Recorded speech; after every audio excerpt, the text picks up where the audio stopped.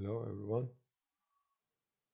Uh, this chapter is relations on sets. This is the important phrase. Strange as it may sound, but the power of mathematics rests on its evasion of all unnecessary thought and clearing the brain and consciousness and on its wonderful saving of mental operations to clean the path. This is Ernst Mach, very important for Mach number for velocity of the sound. Cartoon scientist. Normally, we do have binary operations like multiplication and addition with two input and one output, or two numbers added or multiplied together. Sometimes we can use three or more and ternary operation or n-ary operations. Each time we have to multiply the two sets in the Cartesian product of two sets or three sets or n sets. Right? We will give some examples for relations like inequality, equality or that kind of things. This is the modular arithmetic. It's related with n is equal to m is equal to n. What does it mean? It's congruent modulo 2. What does it mean? M minus n divided by 2 is an even number,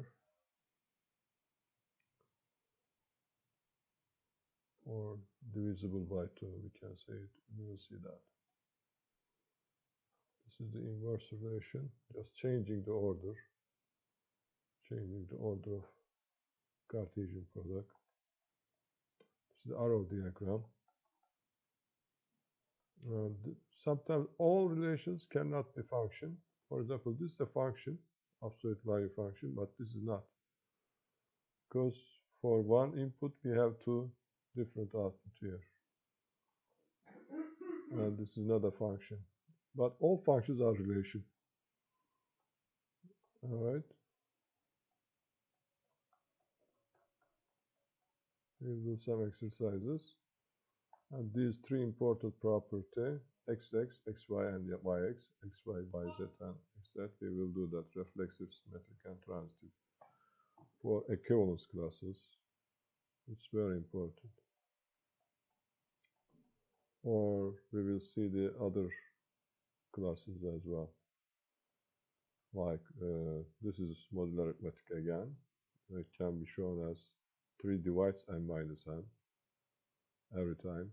This is, we will do it in the class, this one. Yeah, I put the reminder. And after modular arithmetic, we will see partitions again. And definition of equivalence relation is very simple: reflexive, symmetric, and transitive. And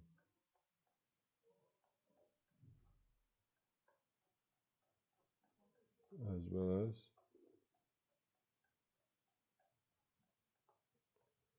equivalence classes of congruence modulo 2 can be written as 3k, 3k plus 0, 3k plus 1, 3k plus 2. We'll see in the class. It's important remainder class or equivalence classes, modular arithmetic classes, the equivalence classes, right? Definition of real numbers or rational numbers. First, rational numbers, of course. Define A as a set of integers, Cartesian product of integers, less 0 less, because 0 is making this ratios indefinitely, or it's not a number, a over 0 or c over 0. Then Richard Dedekind has showed that all real numbers can be defined as rational numbers. Dedekind cuts, very important here. And Dedekind cuts, don't forget, and please work on it, and I will ask about the Dedekind cuts. How can we produce the real numbers? This is very famous nowadays is cybersecurity, RSA algorithm, based on modular arithmetic again, and prime numbers and prime factorization. And we will talk about that and try to understand cybersecurity. modular arithmetic, what the prime numbers are doing that. It's very important. And inverse modular and RSA cryptography, and this is this encrypted message. This is message. This is encrypted one. This is the prime numbers. We will see that. Okay, very important. Why we are using prime numbers? We will talk about that, and please search for it. Partial order, very important. Reflexive, antisymmetric, and transitive relations are partial order relations. Reflexive, antisymmetric, and transitive. This is very important.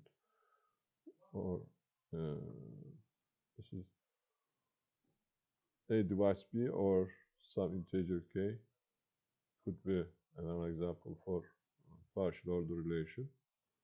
Less than or equal to the same as order relations.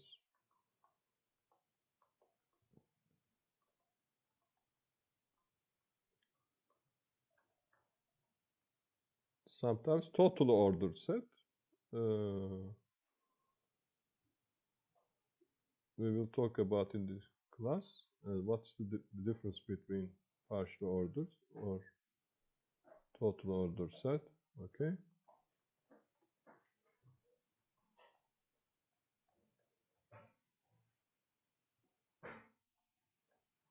And we will finish the class, I think. That's it. Thank you. What is the difference? Please ask yourself. Partial ordered relation and total ordered relation. Just think about and come to the class, okay? On the page, right, for the page number. R is partial on a set, and then for any two elements AB in either ARB or BRB, and then R is a total order relation. Yeah, it's extension of the partial order about the symmetric one, completion one, or whatever. One of the students should be talking about this, okay? It's very important for me. Let's talk about, and I will ask about that. Total order relation. Partial order is very simple. It's symmetric, reflexive, no, not symmetric, but reflexive, antisymmetric, and transitive, okay? Okay, this is important, and work on it. Total order relation, and try to understand the difference.